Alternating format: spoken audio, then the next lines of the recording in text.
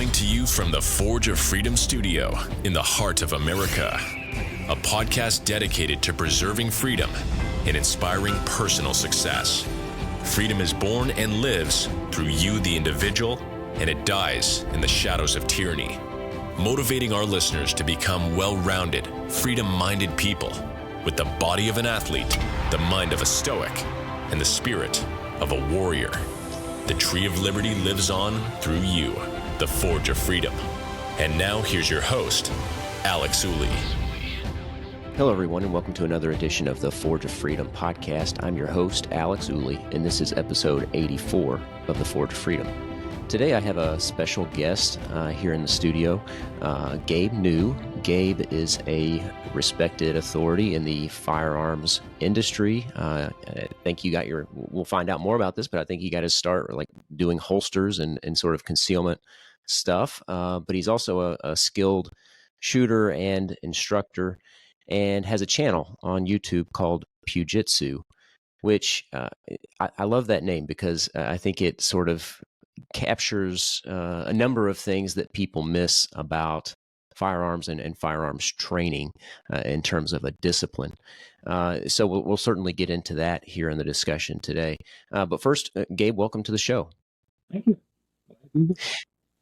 So, Gabe, I found your channel as we were discussing briefly before we hit the record button. I found it on Facebook, and I think it had been shared by John Correa. Of course, for those who don't know, John Correa runs the Active Self-Protection channel on YouTube, a popular channel. And he shared one of your videos that led me to your channel, and I saw your description on your channel, and it said, "My name is Gabriel New, and I'm a Christ follower, husband, father, a gardener training to be a warrior." And I just love that. And I thought, this captures so much about what I try to message on this channel at the Forge of Freedom, because we talk about firearms, we talk about personal responsibility and all things freedom. And your description there covers a wide gamut there. The gardener training to be a warrior. And of course, gardening encapsulates sort of providing for your family, and the warrior protecting your family, and of course, you've got the faith aspect there with the Christ follower. But would you mind to say a little bit about your description there, about who you are and how you got started in the firearms world? Sure. Like you say, I think that kind of encapsulates my life. I love to garden both as a hobby, and I'd probably do it professionally if I could. But the Romans, not that they're to be looked up to as the end all be all, they valued farming and fighting as kind of the first two industries, as they were what their civilization was kind of founded on. If you didn't have those two, you didn't have a civilization, because especially at that time, food was harder to come by, and you were always at risk of being attacked. And so, thankfully, society is a lot more stable now. But I feel like those two things of providing and protecting are still fundamental to everyone, but to fathers especially. And so that's kind of how that's come about. But yeah, so as you mentioned, I got into holsters, not sure, maybe 9 years ago. And that's about the time I met John Correa, actually, which is related in the sense that it's when I started getting serious about training. Not that long before, my son was quite young, and I was dry practicing in the living room, and he was in a diaper at the time, and he had a little plastic pistol, and he was sticking it down his diaper, and I was kind of following along as he saw me draw and press, and I thought, man, this is so great. Being a dad is awesome, and I'm gonna teach him everything I know when he gets older. And it was so funny because I still remember it, just like it was yesterday, that it was as if God looked down and he laughed at me and he said, "But you don't know anything." And I had to smack my forehead like, you know what? Here I am. I think I'm good. But when I realized what it takes to teach, then all of a sudden you realize you don't know a subject that deeply. And so at the time I was farming, and I couldn't really justify going out and spending a bunch of money on training. But when I switched to making holsters, of course, that all changed, thankfully. And so that's when I got serious about training. like most people, started with the NRA instructorship, and that's a valuable course. Not because they go into any great depth, but because it's good for covering some legal basics, beginning to understand how people learn, and that adult learning is kind of a thing of its own, and that it's a great way to get insurance that is crucially important. So it kind of opens some doors, and a lot of people recognize it. But I went from there on to the Range Master course with Tom Givens, and that was back in, I want to say, 2019. And I just took his advanced course in January of this year. So I'm hoping to take his master course next year, and we'll see going on from there. I hear he's also got a professional pistol course instructor as well, and that's higher yet. So, but Tom's a great guy. He's obviously very influential. If I had to point to anybody who's been more influential, I don't think I could do it, just because so many of the other people that I've trained with him and learned from him. So he's kind of the teacher of my teachers as well, in a real sense. Well, that was going to be one of my questions, so I'm glad you mentioned it. Who has had a significant impact on your development as an instructor and a firearms owner and a person? And I think that Tom Givens ranks right up there with one of the best, if not the best, instructors, at least in the United States, if not the world. My father and I did an episode a little bit ago about trainers that people should know, and he's certainly one of them. And I think we said, I can't quote it exactly, that anybody who has trained with Tom Givens or has a Rangemaster certification probably has their ducks in a row, or knows what they're doing. Because one thing that's difficult, and I'd like you to talk about this a little bit too, is how do you find good training? What do you look for in an instructor? And how do you, I guess, was that a motivation for you? Because it was for me. I and my family are all instructors, and we run a business together. And part of the reason we got into the training business is because we thought that there was sort of a lack of quality training. Was that a motivation for you? And whether it was or not, what would you tell people about what they need to look for when they're looking for quality instruction? Yes. I think there is absolutely a dearth of quality instructors out there. There's no shortage of terrible instructors. And, if I would say that if the NRA instructorship is the only qualification they have, that's a huge red flag to me. It says they've done the bare minimum, and, that's not very much. People don't realize just how little that is. If you're an instructor, I say this to everybody, not just to you, you really owe it to yourself to go to some classes with Rangemaster or somebody of their caliber, because not only will you learn from the material in his class, I learned so much attending his courses just from watching him run a range. The way he runs a range is just masterful. The way he handles his curriculum, he's got his time management down. And the way he's able to take, the people who want to interrupt and kind of run the class themselves and give war stories, he's just masterful. So if you're an instructor, you really ought to go take one of his classes. It's fantastic. As to how to find good instructors, there is a list. I can't point you to a link off the top of my head, but basically, I would look for a Rangemaster instructor. They're all over the nation. There's almost surely somebody near you, and that's kind of a good start. Just I'm sure they're not all perfect. There's obviously a wide level of experience and skill in instructing, but that's a pretty good indication that they're continuing training. And also just look at their bio and see when was the last time they sought professional help, because some of the all of the best instructors that I know continue to train under other people. Tom himself takes a couple classes every year from instructors that normally train under him, because he's always looking to get better, even at this stage in the game. So, staying a student is just so important. Well, I think that's a good point. Using the range master certification as sort of a filter to weed through some of the bad instruction out there. In some ways, seeking out good instruction is a little bit like you were a holster guy. Uh, you know, People who are new to guns have a hard time finding a good holster. They don't know. There's so many options out there. You don't know where to look, and you end up with a bin full of junk before you find the right one. And fortunately, if people just do a little bit of digging and you look for somebody who's got this range master certification, I think you're probably going to be in good hands.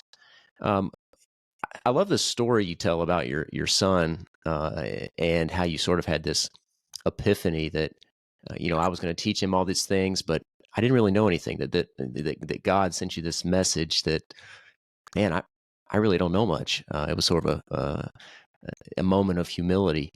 Uh, For me, I had that sort of epiphany when I got my first, what I would call quality training. So I took, like you, I took an NRA basic course and then the instructor course, but I still felt like I was missing a lot. Uh, Sort of the more you know, the more you realize you don't know. Right. So at the time, about a decade ago, I was listening to Tom Gresham and decided to take a class with Tiger McKee in Alabama, who was, of course, a Clint Smith disciple from Thunder Ranch. Did you have an epiphany, when you went to a training and thought like, man, there's just so much I don't know? Uh, I'm sure you did have that moment. Do you recollect that, and where was it, and what was that like? Yeah, I don't know if it was a blessing or not, but I came to training pretty late in life. Uh, I, I think that people assume that because shooting is simple, that it's also easy, and that if you're not very good at it, it's simply because you haven't practiced it. But the reality is, I'm sure you're aware, there's some crucial details that, they are simple, but they're not easy, and it's unlikely that you're going to come to those realizations on your own. And so I was in my 30s when I took my first training course, and it was at the rightfully criticized, but it was at Front Sight, and they had some pretty serious issues, but they also had some good things. They taught me the basics. And it was a member there who was a friend of ours who talked me into going. And even though they kind of gave me some training scars with some bad habits, they also kind of got me started realizing that it's more complicated than I thought, and I can go seek training elsewhere. And so that's kind of what got me started. And that's when I got there and I saw the details. Yeah, that was when it really hit me. Hey, there's more to this than I just need to shoot more, because it's not that easy. So We teach a lot of basic classes, and I'm sure you see this a lot. I'm curious uh, about your thoughts on this, where a lot of times we have a husband-wife pair that comes to the class, and the husband is just there to sort of make it a more comfortable experience for the wife. He already knows everything. He just wants to make it a more comfortable experience for the wife. And almost inevitably, the wife ends up shooting better than the husband by the end of the class because she doesn't have training scars. She pays yep, attention in class. She doesn't bring the ego and all the baggage with her. yep, Um, is do you share that experience? Have you seen that a lot? 100%. Yeah, Yeah. I'm honored to be able to help with Active Self Protection's national conference. And this last September, I was able to help in a class of completely brand new shooters. There was only one person in that class who really had any experience, and he was, without a doubt, the worst shooter in the class because he assumed he already knew what he needed to know, and he really wasn't paying attention. So, yeah. Yeah. Yeah, it's often the ladies who come in with no experience. They're willing to listen, and it's gratifying to watch them outshoot their husbands. It's hilarious. Yeah. Yeah. It's one of my favorite things about training is seeing that moment and the bullets of sweat dripping down the husband's face as he's got a bigger group on the target than his wife. So, Yeah. uh, so this all kind of started in some ways, at least, with your son. How old is your son now? Is he is he shooting age yet? Is he He under your tutelage in that regard yet? Yes, he is 12. He shoots a little bit. I did give him a 22 rifle recently, so he shoots with me, not off on his own. But yeah, shooting is not so much his thing. He's very musically gifted, and he loves music, but he does enjoy shooting. I think more than that, he also enjoys Jiu Jitsu. We've got him in Jiu Jitsu, and he's really loving that lately. So. Yeah, very cool. Well, let's talk about that a little bit, since it's sort of a natural segue. Jiu Jitsu and the name of your YouTube channel, Pew Jitsu, which I'll link to, of course, in the show notes. Um, a lot of people focus on the firearm, and there's a lot more to self-defense than the firearm, and a lot more ways to defend yourself. Of course, there are things like OC spray and hand-to-hand combat techniques that you can use. So I guess what role has jiu-jitsu played in your sort of mindset and thinking around firearms training? What's behind the name Pugitsu, and how did you start your channel, or what motivated you to start your channel? Well, I'll start with the name, and as a dad, I can't resist a good pun. So, jujitsu and pugitsu, they just went together. So, Yeah. And I thought it was a good blend too, because like you say, people have guns, and they often tend to default to those because it's the only tool they have, or the only tool they think they have. And that's pretty dangerous way of thinking, because I've never had to shoot anybody, thankfully. I really hope that I can keep that record. But several times I have definitely had to deflect some ill intent, shall we say. And at those times they didn't have a gun. If I had had a gun, I don't know what would have happened. I can still remember reading. I don't remember what magazine it was. It was either a gun mag or a martial arts magazine, I'm sure, that talked about reasonable levels of force and how you needed legally to match a level of force. And I remember kind of being frustrated and thinking they had it wrong, that if I'm defending myself, that I should be able to use more force than they were. And it's only as I got older that I realized that no, they were correct, not only legally but also morally. You cannot, if somebody gives you a harsh look or a dirty word, you cannot shoot them, even if you feel attacked, right? And I'm sure that with you guys teaching legal classes, that's obvious to you, but it is remarkably not obvious to a lot of people out there. And so that's part of why I started the channel. It's kind of a 1-2 punch there, is that I started it to get some good information out, and also to hold myself accountable to practice regularly. And when I post drills, which are never popular viewing, but I post those drills just to hold myself accountable.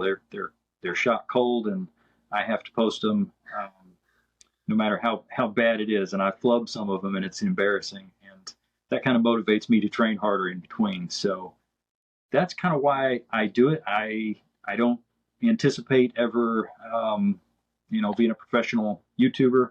It's a lot of work to make videos, and I'm not a professional videographer by any means, but hopefully I can keep taking some classes. I think you mentioned the Gabe White class that you saw on there, and that's able to go to other professionals and basically steal small snippets of their content and share that, and hope that people will go find them on their own as well. So that pretty much sums that up, I think. Yeah, I think that's how I love what you do, because whether or not you become a professional YouTuber or get hundreds of thousands of followers, I think you've got a few thousand followers now.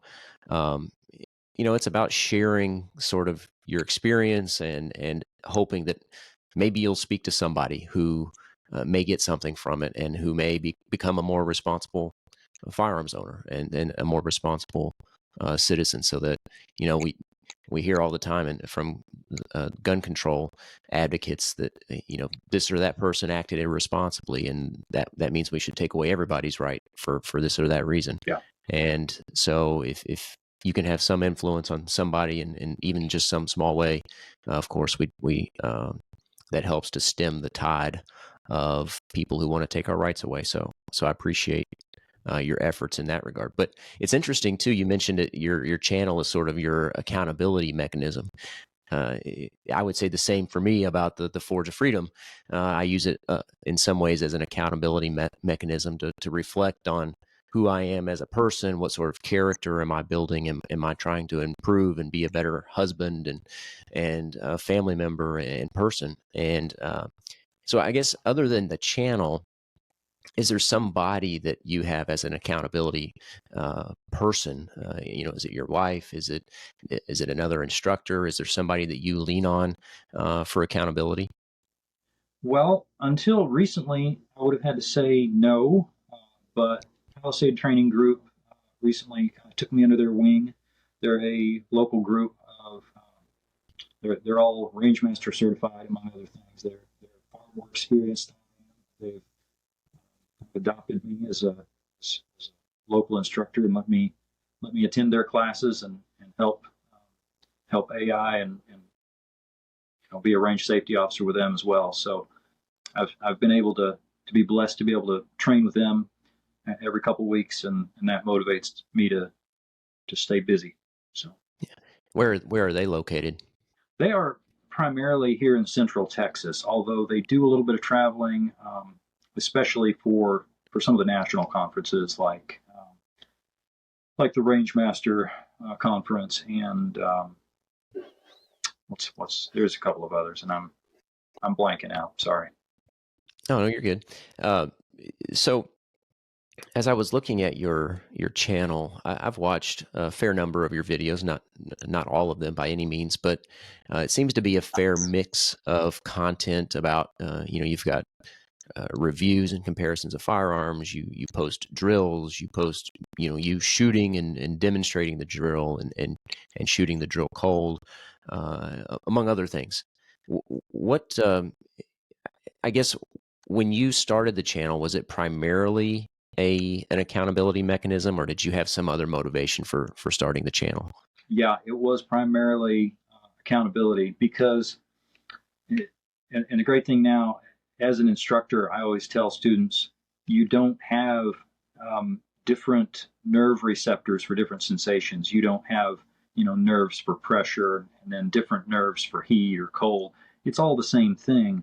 And likewise, when you get nervous due to performance pressure, your body doesn't know the difference between a sport or a drill in front of class or a real defensive encounter. And so sometimes that's called stress inoculation. And so, believe it or not, if you've never done it, you've never experienced the stress, make a video. You don't even have to post it. Just put yourself on video and you'll get a little bit nervous. It's the funniest thing. The first time I ever videoed myself for self-analysis, I had no plans to post it. I got a little bit nervous. I thought, what on earth? Why is this happening? And so then when I committed to posting it online and letting others look at it, oh man, that nervousness went up again. And the first time I took a Gabe White class, he said, yeah, find ways to add stress. When you're at home, you're the most comfortable you'll ever be. You're doing dry practice. That's easy. So find ways to make it a little more stressful. If you add a camera, that's stress. If you add a shot timer, that's stress. When you add live fire, that's another level of stress. You do it in front of other people, more stress. Find ways to add stress, and you'll find out where your skill really stands. Yeah, no, I think that's a wonderful point. My father and I, we for a time were instructors with the Second Amendment Foundation Training Division, which has since morphed into or spun off into a different organization. But we had to submit a video of us doing the FBI instructor qualification every year. And so you're exactly right. You wouldn't think, it doesn't sound like a big deal, but just performing, that qualification cold without the video is, one thing, but then doing it with the video adds a whole another layer of stress for whatever reason. And it doesn't make sense, but it does. And I think it's a great tool for people to use if they want to add stress to their training.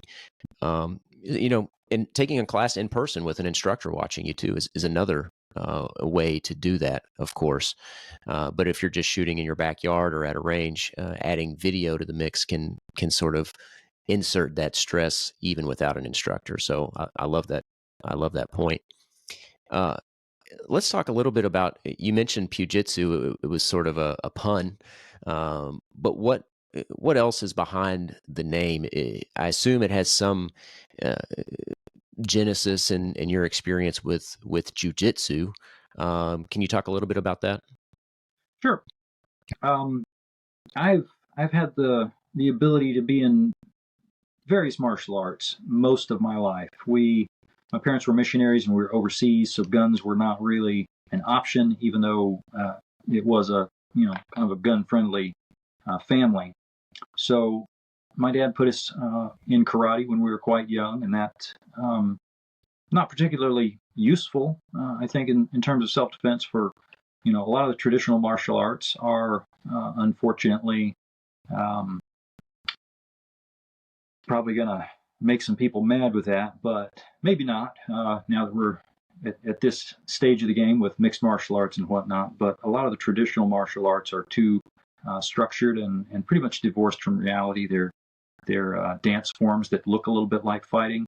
And so, but it gave me a love for martial arts, and I just took that and then didn't have the option there for a little while in my teen years. And so I found a friend who also did, and we got some pads, and we just started beating each other up. And kind of like the gun training experience with my son, as I'm sparring this friend of mine who was quite a bit smaller than I was.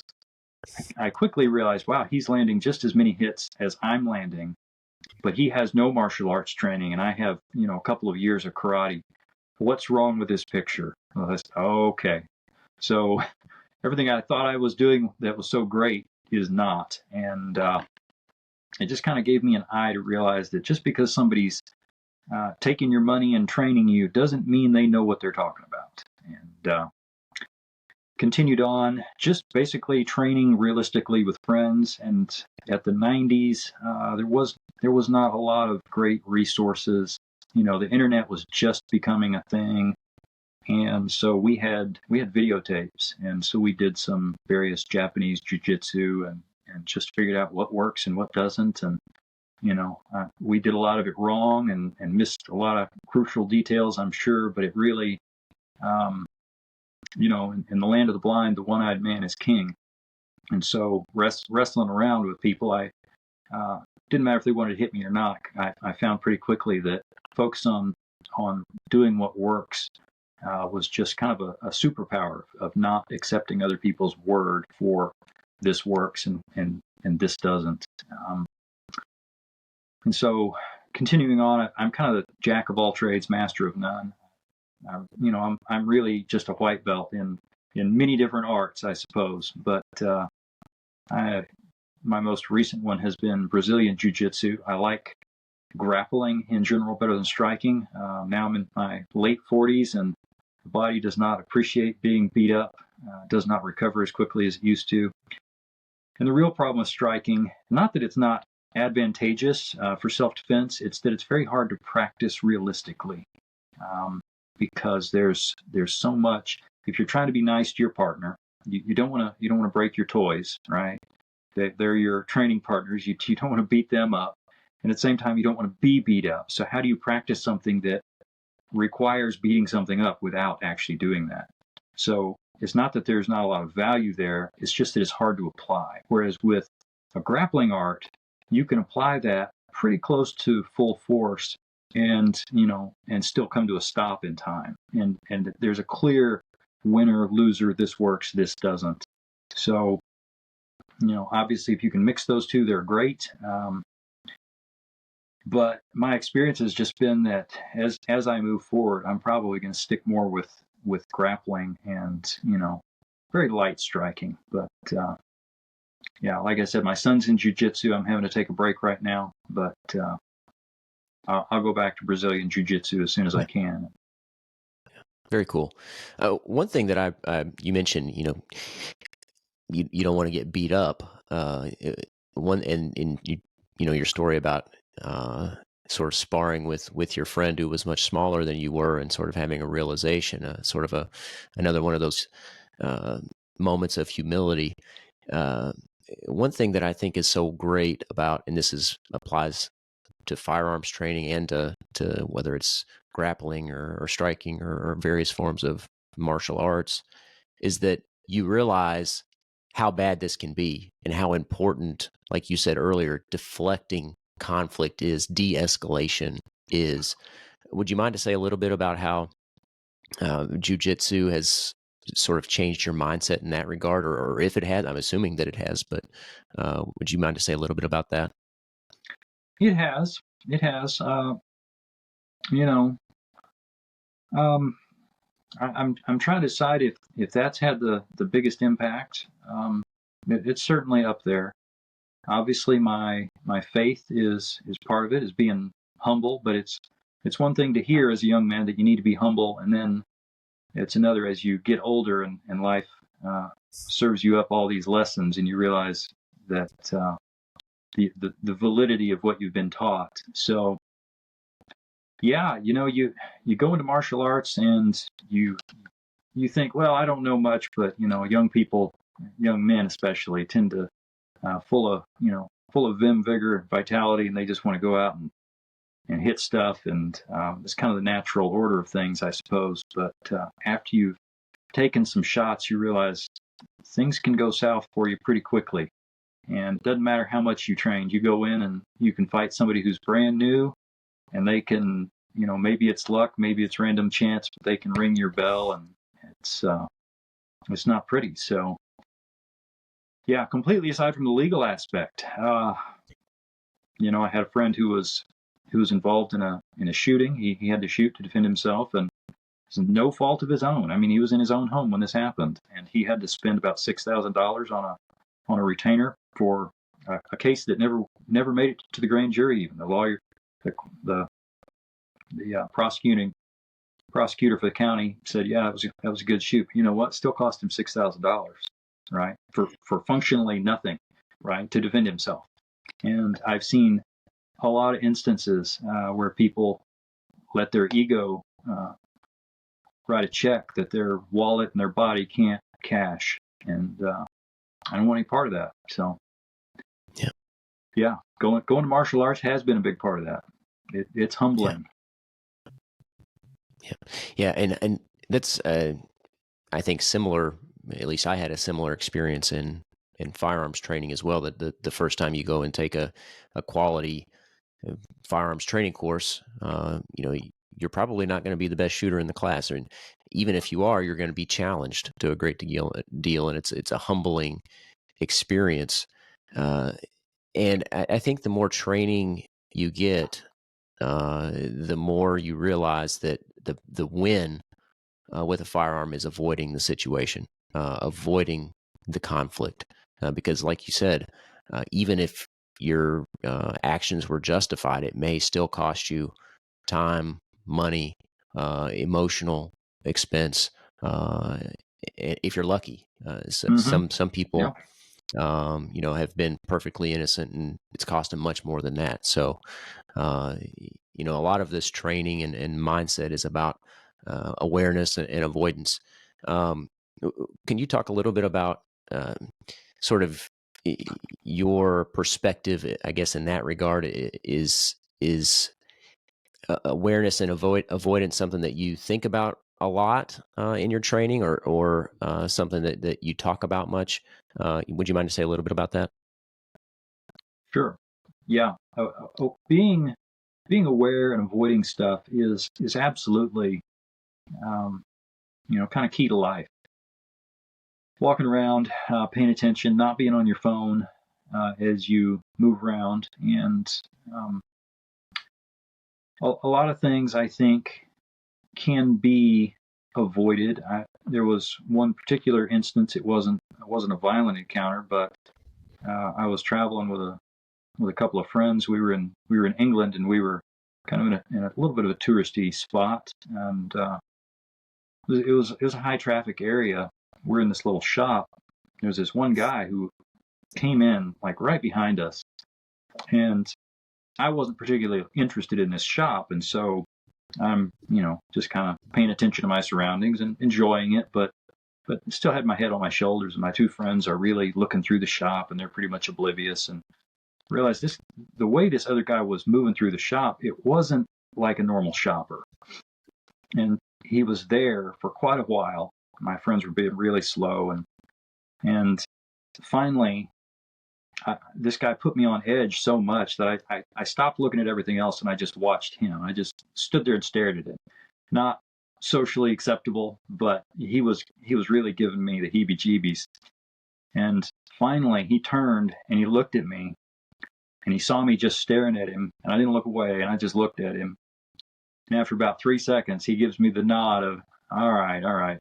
And he immediately turned and walked off. Didn't see him again.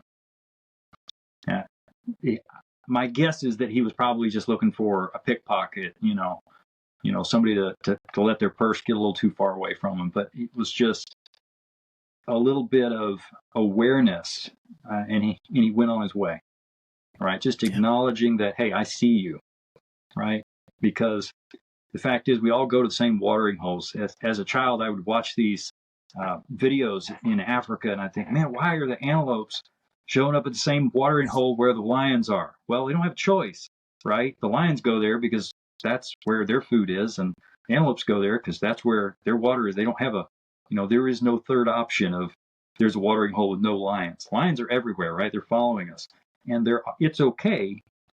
We have to acknowledge that the lions and the hyenas and all of these predators are out there, and they're not that far away. We just have to see them, because when they see us see them, most of them move on to the next antelope, right? Most of them. Now, sometimes maybe not. But the next level up there is be a little harder target. Don't be the antelope with a limp, right? So put away your phone, see people. I'm not saying give them the eye. That could start a fight, right? In certain contexts.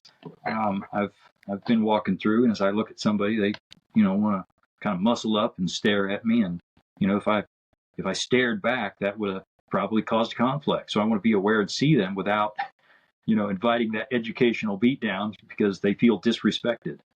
But if people would just be aware, and also have a little training, because having some training, I think, makes you more confident, and it changes the way you walk. That you really can't fake confidence.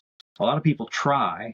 They're the blowhards. We all know exactly who they are because they do a lot of talking, and yet they're the weakest, emotionally weakest. Maybe not physically, but you can tell they're really insecure, and they're talking big to try to cover that up, and everybody knows it. So, I love your examples that the person in the parking lot looking for a potential victim, and the antelope and the lions, and all these examples, and this point about genuine confidence rather than sort of fake bravado or fake confidence. I was recently talking to a dog trainer he was saying, you can say this or that to your dog, you can give your dog all these commands, but dogs have the best sense for a liar. They know that you're lying, whether it's the tone of your voice or your body language, whatever it is. And I think that is true with criminals too, and sort of the criminal mind, right? I don't know if you're familiar with Dr. William April. He's no longer with us, but he talked about this concept of thin slicing, where criminals basically do what you just talked about. They look for the easy target, and if they know, whether that's through eye contact or some other sort of confidence that they sense about you, they'll move on. And I think that's something that if people realize, it's not like they have to be paranoid, right? They don't have to constantly be on high alert. It's just sort of a general awareness. Would you agree with that? Absolutely. Yeah, Dr. April was genius, and I really love his line about you don't have to understand why they're going to do something. It just is. You don't have your consent and understanding are not required for them to take everything that is dear to you. So Yeah. Yeah. Perfect. All right. So one thing you mentioned earlier, I think, is that I'd like you to touch on is that you're a sort of a jack of all trades, a master of none. And part of what I like about your approach is that it's a practical approach, a sort of a real life. How can I optimize my ability in various ways to avoid becoming a victim, whether that's through hand to hand combat or martial arts or firearms training or awareness techniques, etc. You don't come off to me as this person who's doing all this tactical sort of training and busting down doors and those sorts of things. You're trying to optimize your skill in a way that you can protect your family, provide for your family in the gardening world, and protect yourself. So I'd like you to talk a little bit about what sort of the goal is of training. It's not to become a master, or if it's not to become a master, what is it? well, the old Roman saying, "Si vis pacem para bellum," to have peace, you must prepare for war. It's I have no desire to be a professional in the realm of violence. I would have probably when I was younger. I planned to join the military, and that didn't work out. But at this point in my life, I just want to live peacefully, and I have to be responsible. One of my biggest frustrations over the last couple of years is that the number of professionals in the gun industry really want to kind of beat people up about you're not training hard enough. Well, for those of us who are not making a living in that space, it feels like a standard that we can't live up to because we can't all be grandmasters in the shooting sport, right? I mean, that's strictly a numbers game, that only the top few are going to be the best. But, how good is good enough, right? I mean, if I don't enjoy guns, let's say, but I recognize the value of guns as a tool and decide I'm going to get good enough with them on the off chance that I ever have to use them. I mean, how good do I have to be? Not super good, probably.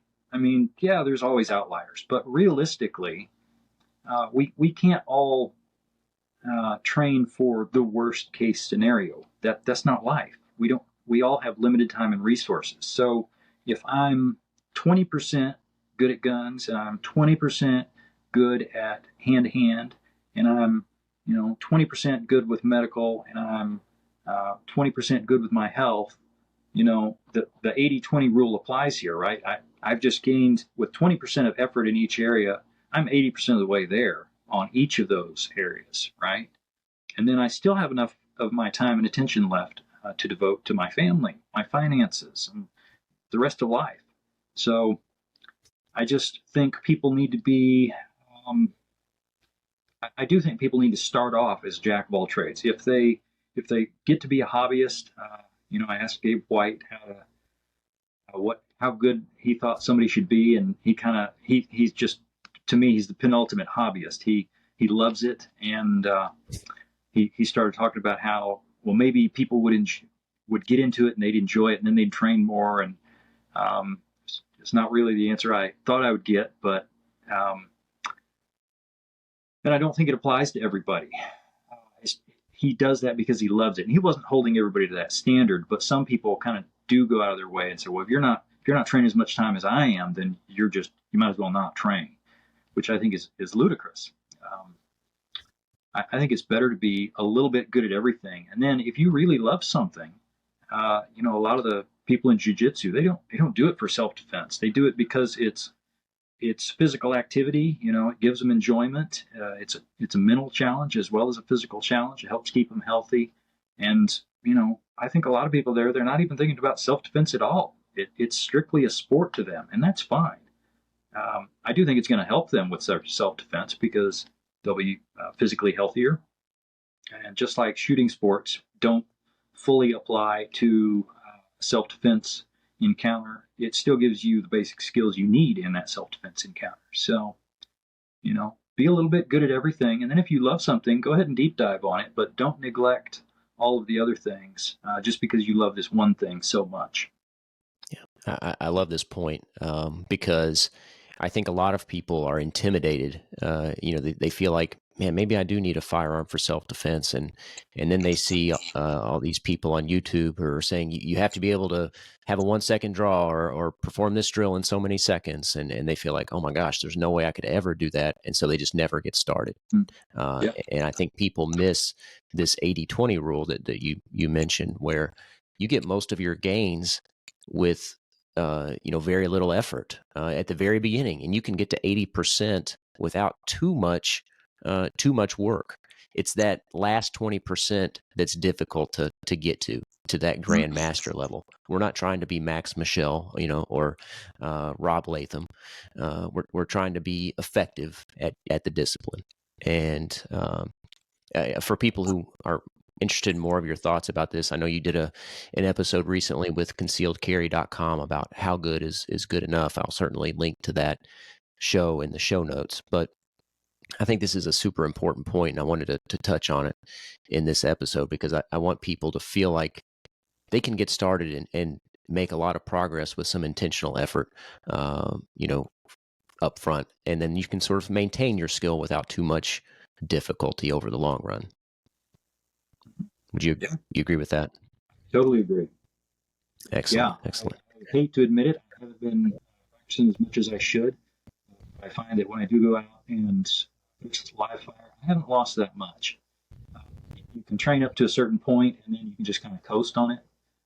Occasionally, give a little more power, and then go back to coasting if you need to. Sometimes, life happens, life gets in the way, and we can't all maintain ultra high proficiency, even if we love it. So you don't have to feel bad about that. Put in a little time, a little more than usual, and then you can just keep the wheels turning occasionally, and you'll be fine. Yeah. I listen to, he's actually from Texas as well. I think he lives in the Fort Worth area. There's another podcaster. His name is Jack Spirko. He runs the Survival Podcast, and he talks some about firearms, but primarily about basically raising a garden, how to handle things in your family, preparedness, those sorts of things. And I think the same principle applies not just to firearms, right, but to MMA or Jiu Jitsu and firearms and preparedness. And one of the things he says is that we're not trying to prepare for the end of the world disaster, right, the zombie apocalypse. We're trying to prepare for the thing that's most likely to happen, which is a power outage for a week, or 3 to 5 days. And if you can prepare for that, you're far more prepared than most people. And the same applies. The criminal that's going to attack you is not going to be Max Michel or Rob Latham. They're not going to have that sort of skill, right? I mean, most of the time, if you have you've gone through a basic NRA course, and then you've taken some other training, whether that's Mag 40 with Masad Ayub or Range Master with Tom Givens, you're going to have skills. You're going to be at that 80% and be able to address most of the threats that are going to come your way. Right. So I think that's an important concept for people to understand. Now, you have any other thoughts on that before we start to wrap up the show here? No, I think you summed it up. Okay, excellent. Well, Gabe, I know we talked a little bit about your faith, and your how you got into firearms training and started the Pew Jitsu channel. If you would, here as we close, would you mind to talk a little bit more about the channel? Where can people find it? Is it just on YouTube? Can they find it through other ways?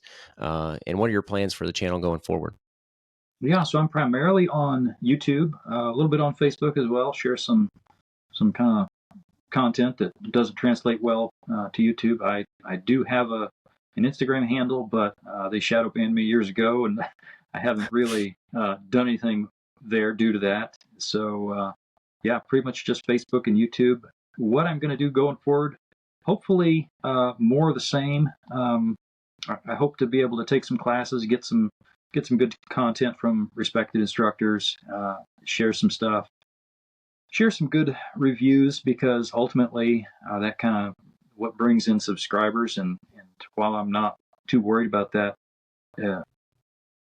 I mean, I guess I am not, but not in terms of my own ego of having a large channel. It's just that's what gets people to see the other content, and hopefully kind of elevates the community as a whole. So, yeah, good deal. Well, Gabe, I really appreciate you joining the show and agreeing to tag along today. If there's anything else you'd like to say in closing, I'll give you one last word here, and then we'll wrap up. Hey, just thanks for having me on. I appreciate it. Yeah. No problem. Appreciate you coming along. All right, everybody. Well, I hope you enjoyed the conversation. And Gabe New with Pew Jitsu. You can find that on YouTube, and like Gabe said, on Facebook as well. Of course, I'd encourage you to go check out his channel and his Facebook page. I hope you enjoyed the show. I hope you enjoy the conversation. Share it with your family and friends. Of course, if you haven't already, don't forget to like and subscribe to help us spread the message of freedom. And until next time, remember, you are the Forge of Freedom. Thanks for listening to this episode of Forge of Freedom. Be sure to subscribe wherever you heard this podcast so you never miss a future episode. For more information or to connect with Alex, you can go to forgeoffreedom.com or follow him on Twitter @ForgeOfFreedom. Until next time, remember, you are the Forge of Freedom.